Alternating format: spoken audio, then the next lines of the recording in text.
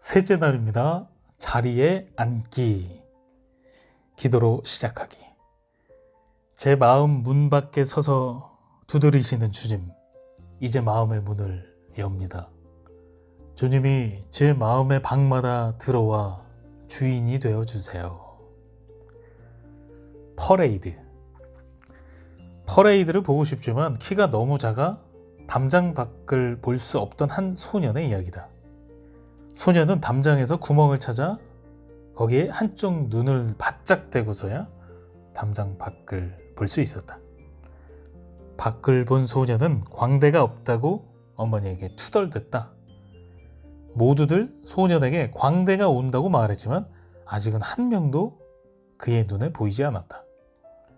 어머니는 소년에게 광대가 퍼레이드의 맨 뒷부분에 오고 있는 것 같다고 말했지만 그는 어머니의 말씀을 믿지 않았다. 그에게 보이는 것은 행진하는 마차뿐이었다. 그에게는 자기 앞에 보이는 것이 전부였다. 하지만 어머니는 담장 너머를 보면서 말씀하셨다. 광대가 보이네. 퍼레이드 맨 뒤에 오고 있어. 조금만 기다려. 곧 올 거야. 하지만 소녀는 그 말을 믿으려 하지 않고 울기만 했다. 어머니는 좋은 생각이 떠올랐다. 어머니는 아이의 손을 잡고 뒷집으로 가서 2층 발코니에 아들을 데리고 올라가도 좋다는 주인의 허락을 받았다. 앞이 확 트인 그곳에서 아이의 눈은 동그래졌다. 모든 퍼레이드가 한눈에 들어왔다. 담장 틈새로 볼 수 있었던 것은 퍼레이드가 어떤 것인지 힐끗 스쳐보는 정도였다. 하지만 이제는 광대와 말들, 차, 그리고 꽃마차들이 보였다. 퍼레이드 전체를 볼 수 있게 된 것이다. 어떤 면에서 우리는 이 어린 소년과 비슷하다. 천국의 시야를 갖지 않으면 현재 우리가 처한 상황이 유일한 현실이 된다. 이 천국의 시각은 바로 승천의 원리를 말한다. 열매 맺음의 원리, 승천의 원리. 앞에서 배운 내용을 떠올려보자. 당신이 예수님을 영접했을 때 이전에 지니고 있던 죄의 본성은 죽고 예수님과 함께 장사되었다. 그것은 과거에 일어난 일이다. 지금 현재 당신은 매일 자신의 육신적인 부분을 십자가로 가져가는 것을 배우고 있다. 그것은 바로 십자가의 못 박힘의 원리다. 당신이 그리스도를 영접했을 때 당신에게는 새로운 의의 본성이 창조되었다. 그리고 당신은 완전히 새로운 창조물로 다시 태어났다. 당신은 이제 새로운 본성을 갖게 되었다. 이것이 진짜 당신의 모습이다. 이것이 바로 당신이다. 이것이 바로 당신의 정체성이다. 매일의 삶에서 육적인 부분을 십자가로 가져간다면 당신은 그 부분에서 새로운 생명, 즉 예수님의 생명을 경험하게 된다. 당신이 한때 구속되어 있던 부분에서 이제 자유를 얻은 것이다. 이것이 부활의 원리다. 당신이 그리스도를 영접했을 때 당신은 예수님과 함께 하늘에 앉아 있고 당신의 진정한 자아는 그곳에 거하고 있다. 거기가 바로 당신이 있는 곳이다. 육신을 이기는 승리와 자유는 하늘에 있는 우리의 자리를 깨달을 때 얻게 된다. 우리가 그리스도 안에 있기 때문에 우리에게도 사탄과 그 권세를 이기는 권능이 있다. 이제 육신과 사탄, 세상을 이기는 승리의 삶을 살 수 있다.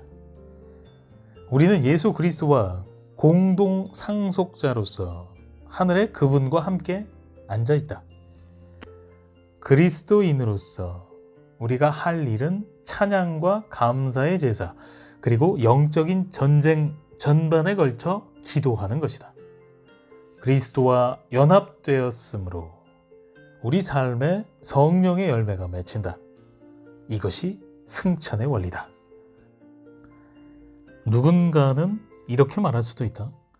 드니스, 지금 대체 무슨 말을 하는 거예요? 지금 제정신인가요? 승천의 원리라니 대체 무슨 말이에요? 미안하지만 난 지금 이 땅의 메인 몸이라고요.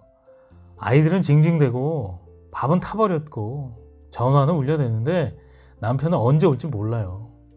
하늘에서 그리스도와 함께 앉아있다니 전혀 그런 느낌이 안 든다고요. 어떤 기분일지 잘 안다. 나도 그런 상황을 겪어보았다. 하지만 성경을 자세히 살펴보았으면 좋겠다.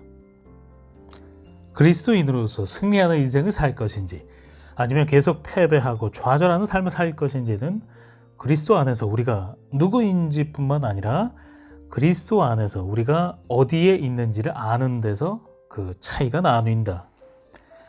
혹시 지금 폭식증 또는 거식증과 싸우고 있는가? 돈 문제로 남편과 육신의 전쟁을 할 때가 있는가? 아이들이 계속 문제를 일으키는가? 10대 자녀가 세상의 유혹에 휩쓸려가지 않도록 씨름하고 있는가? 이제 성경이 주는 해결책을 들을 준비가 되었는가? 우리는 예수님이 지금 아버지와 함께 하늘에 계시다는 것을 알고 있다. 예수님은 하나님 우편의 보좌에 앉아 계신다. 우리가 그리스도 안에 있으면 우리 역시 그곳에 있게 된다.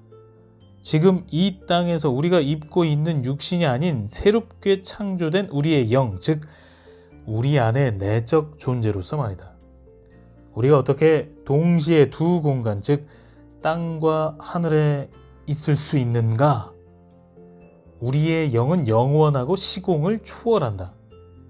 땅의 육신은 달력과 시계와 지도에 매여 있어서 시간과 공간의 제약을 받는다.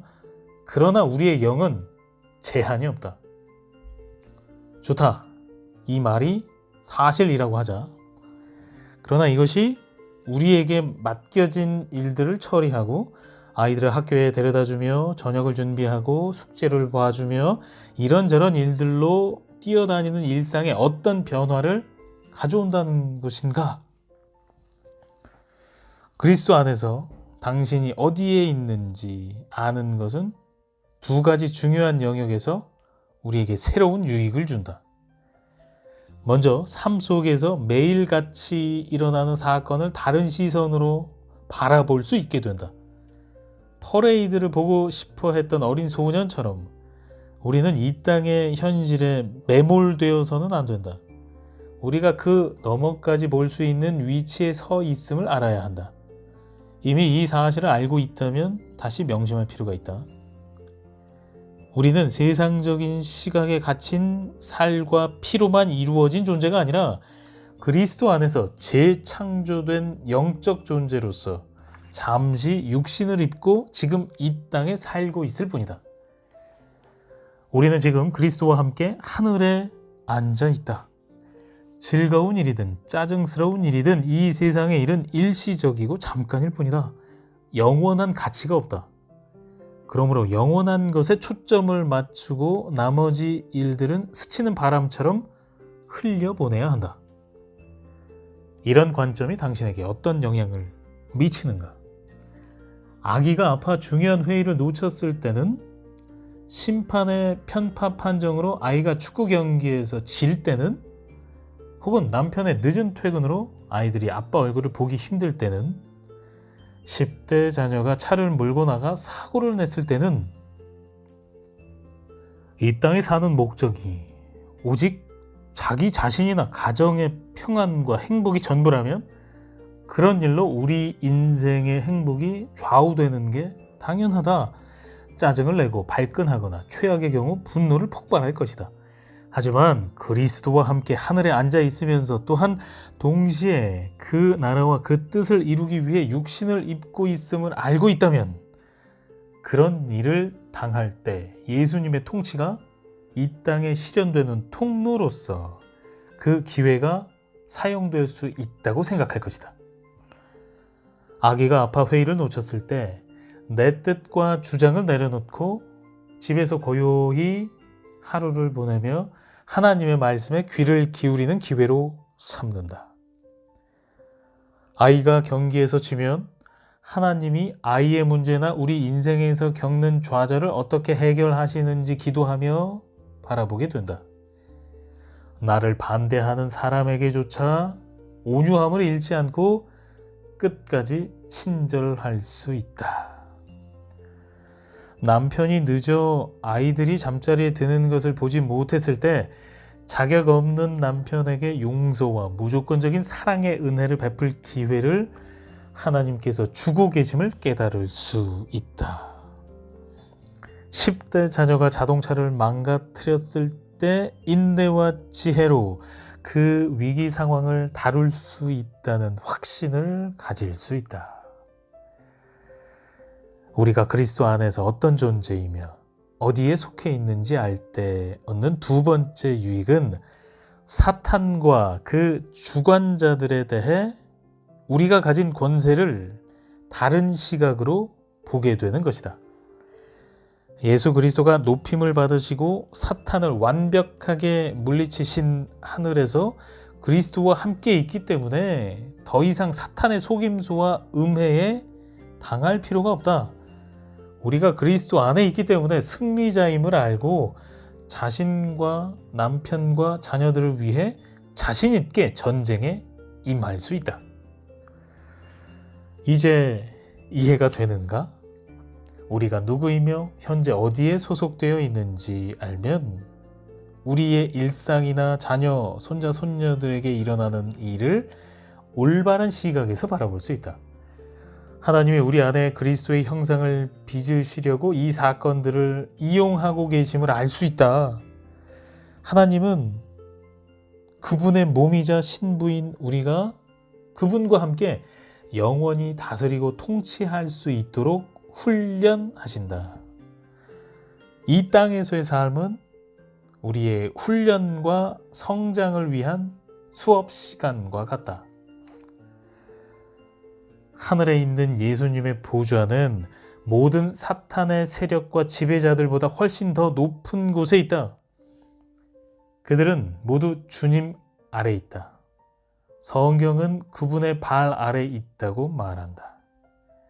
예수님이 발로 사탄의 목을 누르고 앉아 계신 모습을 상상해보라.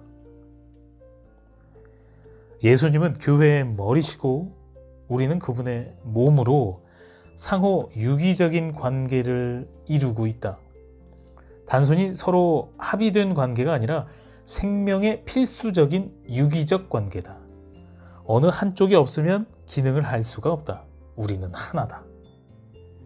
우리는 그리스도와 하나이고 그분의 몸의 일부이기 때문에 그리스도를 통해 사탄에 대한 권세를 행사할 수 있다. 그리스도와 동일한 상속자로서 사탄의 괴롭힘과 억압을 그대로 당할 필요가 없다. 악은 우리를 지배하지 못한다. 예수 그리스도로 인해 우리는 악을 정복하고 지배할 수 있다. 자녀 양육과 관련해 이 말씀들을 다시 살펴보고자 한다.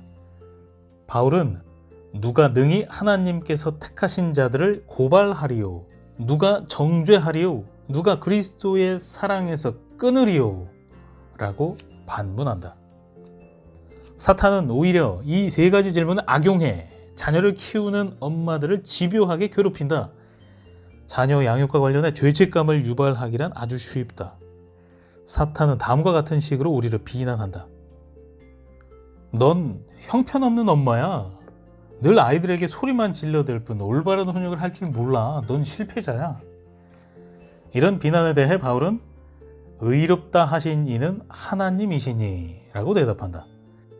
다시 말해, 당신이 오늘 아이들에게 화가 나서 언성을 높여 말했을 수도 있고 아이들에게 죄를 지었을 수도 있지만 그 하나의 사건으로 형편없는 엄마가 되지는 않는다. 성공과 실패를 규정하는 것은 우리의 행위가 아니다. 그리스도 안에 있으면 그리스도께 온전히 용납되고 행위에 상관없이 가치 있는 사람이 된다. 우리는 의롭게 되었다. 물론 우리는 하나님과 자녀들에게 잘못을 고백하고 회개하며 용서를 구해야 한다. 그러나 그러한 한 가지 행동으로 우리가 누구인지가 규정되지는 않는다. 형편없는 엄마라는 사탄의 말은 거짓이다. 그리스도 안에 있으면 우리는 주 예수 그리스도의 몸이자 신부다. 예수 그리스도의 가치로 가득한 엄마다. 사탄의 공격을 받으면 보통 모든 일에 우울해지고 절망감이 들며 실패감에 빠진다. 그러나 성령은 어떤 것이 죄인지 명확하고 구체적으로 깨닫게 하신다. 우리에게서 고백과 정결함이 필요한 죄와 육신의 부분들을 그분의 거룩한 빛으로 분명하게 비춰주신다. 바울이 반문한 두 번째 질문은 누가 정죄하리요? 이다. 사탄은 분명히 이런 질문으로 우리를 괴롭힐 것이다. 제일 중요한 날에 딸의 기분을 망쳤잖아. 엄마가 어떻게 그럴 수 있지? 정말 끔찍해. 라는 식으로 우리를 정죄하거나 비난할 것이다. 바울의 대답은 그런 비난을 단숨에 무너뜨린다. 죽음의 형벌을 받아 마땅한 네 죄는 이미 합당한 벌을 받았다. 이미 값이 지불되었다. 예수 그리스도께서 그 죄로 죽으셨다. 그리고 죄와 죽음의 형벌을 이기고 부활하셨다. 지금은 하나님의 우편에 앉아 계신다. 거기서 너를 위해 기도하신다. 사탄이 우리를 괴롭힐 수 있는 이유는 그가 우리 귀에 속삭이는 거짓말이 절반의 진실이기 때문이다. 실제로 우리가 아이들의 기분을 망쳤고 그 사실을 우리 스스로 알고 있다. 그러나 그의 시도를 그대로 방치하면 사탄은 그 반쪽짜리 진실로 우리를 완전히 마비시킬 것이다. 우리는 스스로 정죄하고 자책하며 괴로워하든지 아니면 변명하고 방어하며 잘못을 부인할 것이다. 그러나 이 모든 것이 우리를 자유로 이끌지 않는다. 둘 다 속박으로 이끌 뿐이다. 죄를 짓고 육신의 길로 행했다면 아버지께 열린 마음으로 그 사실을 고백하라. 그때 자유의 길이 열린다. 우리 힘으로는 어머니로서 실패자가 될 수밖에 없음을 솔직하게 인정하라. 삶의 힘을 공급하는 원천은 우리 자신에게 있지 않다. 우리가 그리스도 안에 있다는 사실은 그리스도와 함께 십자가와 못 박혔기 때문에 더 이상 우리가 사는 것이 아니라 그리스도께서 우리 안에 사신다는 것을 의미한다. 일시적인 잘못으로 육신의 길로 잠시 들어섰다면 행위의 문제, 즉 죄를 지은 것이다. 그러나 죄가 우리가 누구인지를 결정하는 정체성의 본질은 아니다. 우리의 본질인 정체성은 변하지 않는다. 그저 행동의 문제와 잘못이 있을 뿐이다. 이 두 가지 질문으로도 우리를 무너뜨릴 수 없을 때 사탄은 세 번째 질문을 던진다. 누가 그리스도의 사랑으로부터 우리를 끊으리요? 사탄의 공격은 아마도 투덜대는 목소리로 다가올 것이다. 알고 있니? 너는 매일 계속해서 주기만 하고 아무것도 돌려받지 못하지. 너는 모든 사랑을 다해 가정을 돌보지만 아무도 그것을 보상해 주지는 않잖아. 너는 쓸고 닦고 밥하고 설거지하고 일만 해. 눈물도 닦아주고 피도 닦아주며 귀 기울여 들어주지. 응석도 받아주고 하루 종일 사랑을 주지만 아무도 너를 사랑하는 사람은 없어. 너는 네 자신을 위해 무언가 변화를 시도해야 해. 네 인생을 책임져야 해. 그들을 떠나 너만의 삶을 찾아야 해. 만일 그 목소리에 귀 기울이면 결국 자기 연민에 빠져 허우적거리거나 늘 화나 있는 불만족스러운 사람이 될 것이다. 심지어 하나님이 섬기도록 부르신 바로 그 사람들을 떠나버릴 수도 있다. 어쩌면 화를 내지는 않지만 상처를 준 사람에게 복수하고 싶어하는 유형일지도 모른다. 자기 연민이나 독립심 혹은 복수심이 이런 문제를 해결해 줄 수 있는가? 다른 사람들을 위해 주는 일을 포기하고 내 사랑의 양동이를 채우는 일에 매달려야 할까? 나는 잘 모르겠다. 새롭게 독립적인 생활을 추구한다고 해서 우리의 모든 필요가 충족될까? 이런 시도를 했던 대부분의 사람들이 지금은 자신의 결정을 후회하며 살고 있다. 바울은 그리스도인의 삶이 안락한 장밋빛 인생만은 아니라고 말한다. 환난, 곤고, 핍박, 기근, 헐벗음, 위험, 심지어 칼의 위협도 만날 수 있다. 실제로 그는 우리가 종일 주를 위하여 죽임을 당하게 되며 도살당할 양같이 여김을 받았나이다 라고 말했다. 그리고 거의 절규하듯이 그 대답을 이야기한다. 그러나 이 모든 일에 우리를 사랑하시는 이로 말미암아 우리가 넉넉히 이기느니라. 로마서 8장 37절. 어떻게 이것이 가능할까? 바로 우리 예수님의 사랑을 통해서다. 가족이 아무리 우리를 힘들게 하고 세상이나 사탄이 우리에게 어떤 위협을 가하더라도 그리스도의 사랑에서 우리를 끊을 수 없다. 아무것도 절대로 말이다. 우리는 머리카락 하나까지도 보호받는 절대적인 사랑을 누리고 있다.